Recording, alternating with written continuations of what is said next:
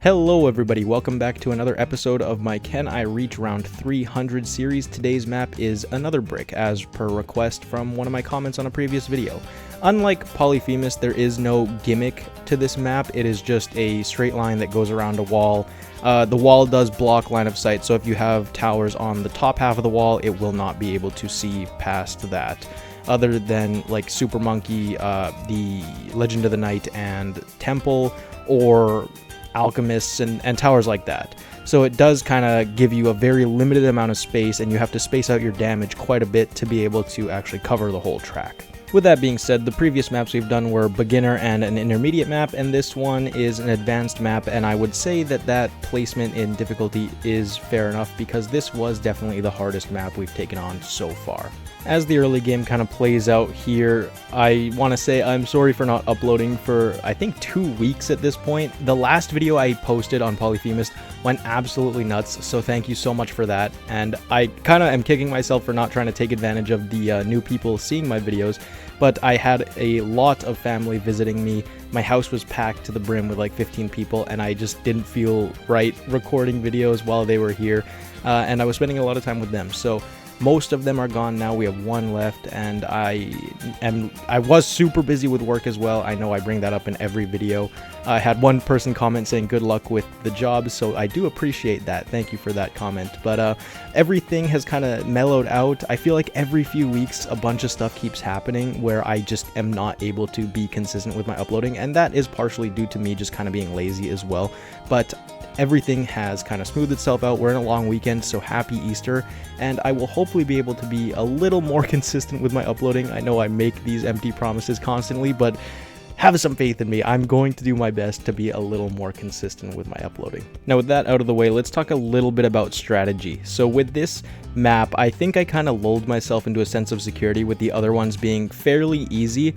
So I didn't quite go as hard into farming as I probably should have. You see, we have the marketplaces with the boat farms because they buff each other, so that's really good. And I only have one banana central and the village farm, I forget what that's called, so I'm really not going as hard as I need to, especially with the types of paragons that I'm going for. You can see that I have the ace down, we always go for that. I have the spike paragon ready to go, and the boat. So those three are very, very expensive, and you'll see later on that I did not farm quite hard enough, and it does come to bite me in the butt. So I'm here with like 5 million cash, and I think I'm good to go. But you'll see later on that it was a lot harder than I probably anticipated because the other maps we did have been pretty easy so far. So here on round 163, things are getting pretty tough. So I end up getting the boat paragon, only to a degree 84. I probably could have held off a few more rounds and got a higher degree, but the 7 degrees from 84 to 91 I don't think would have made a huge difference, and I just needed a big damage increase because things were getting pretty tough. Here on round 164, I end up getting the Engineer Paragon, degree 91, and that should be a pretty big boost to our damage for the next little while. So here we are on round 200, not much has changed, but we got the Ray of Doom, we got the MAD, we got Homeland Defense, and our boat farms back.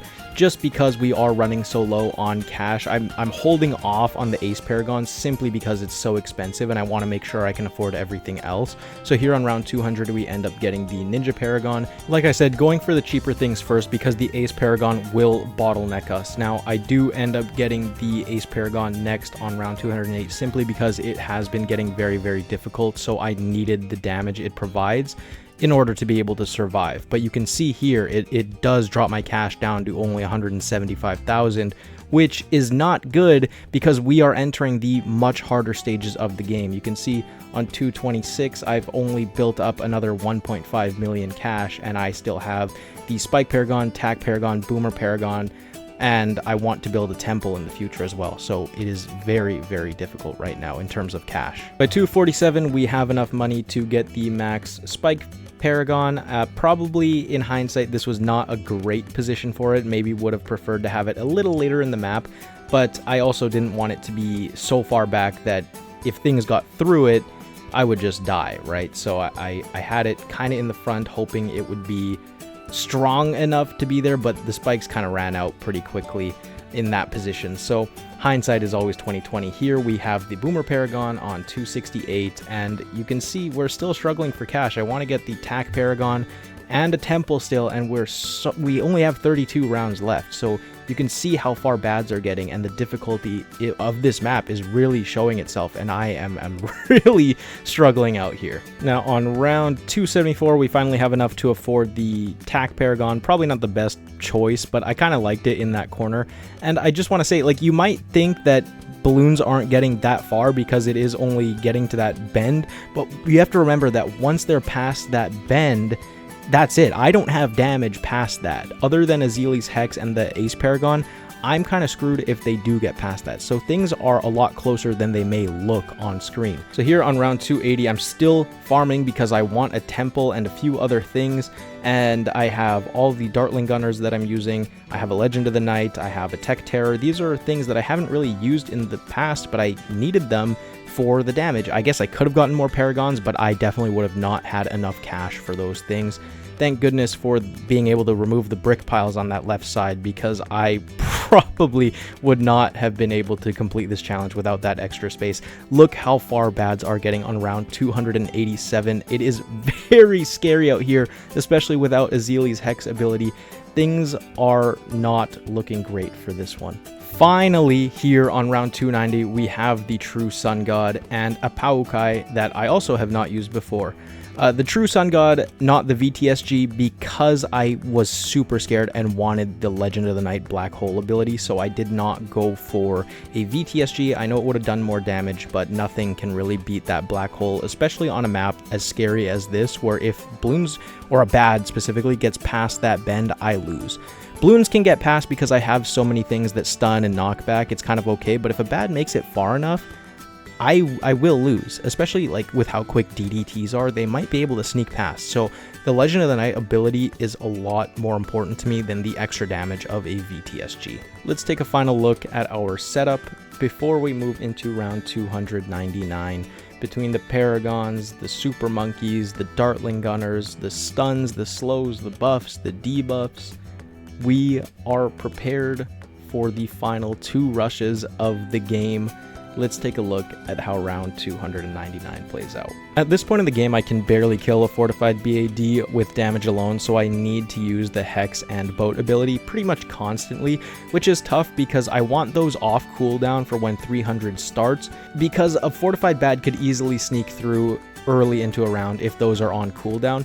Thankfully, I have the Legend of the Night ability, but I want to use that as an absolute failsafe. I don't want to pop the ability at the start of the round and then have something else sneak out towards the end. Just a few things I would do differently if I were to do this challenge again is obviously space my damage out more. Having everything condensed to the top half of the map is very scary because bads can sneak out so easily with how high their HP is. I definitely should have farmed harder and gotten a few more Paragons. Normal tier 5 towers didn't really cut it. But anyways, we finally beat round 299. Let's take a look at the final round of the challenge.